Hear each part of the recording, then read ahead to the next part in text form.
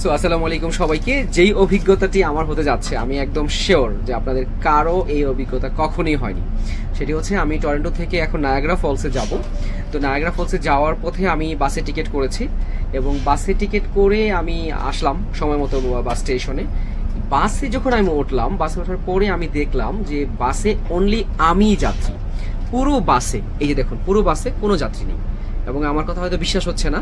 So এখানে যে আপুটি রয়েছে যিনি সার্ভিস করে তার সাথে আমি কথা বলে দিই। Hello, what's your name? Hi, I'm Amy. I'm the onboard attendant today on Red Arrow bus.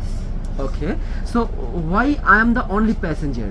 You are the only passenger because it's a new route that we're opening up, so it's the first week, so it's a little quiet, but I do hope that you recommend us to all your friends and family, you know, to everybody to come to Niagara, ride with Red Arrow, get this first class service, and hope we'll see you soon. So you this bus start this week, right? Yes. And maybe another thing is that today is Friday, the last day, last working day, right? Yeah. Maybe Saturday and Sunday, a lot of passengers. Yes, we do see the weekends a lot busier, as we've seen. So we do have some people that we're taking back to Toronto as well. So yeah. মানে আজকে শুক্রবার হওয়াতে যাত্রী এমনিতে একটু কম থাকে সাধারণত, তবে এরকম একজনের যাত্রী আমার মনে হয় এই অভিজ্ঞতা কারোই হবে না। তো আমি একটু দেখাই বাসে, দেখুন দাঁড়িয়ে পুরো বাস খালি।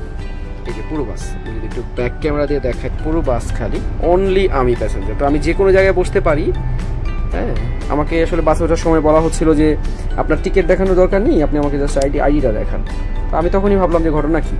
পরে বুঝলাম যে যাত্রী আসলে আমি ভাবছিলাম অন্য কোনো স্টেশন থেকে উঠবে, কিন্তু পরে যখন বুঝতে পারলাম যে এটা আমি অনলি একা যাত্রী, আমি আসলে অবাক হলাম। এবং দেখুন আমার জন্য কফি বানিয়ে নিয়ে এসছে এই ভদ্র মহিলা, এবং অন্যান্য বিস্কিট বা এসব নিয়ে অপেক্ষা করছে।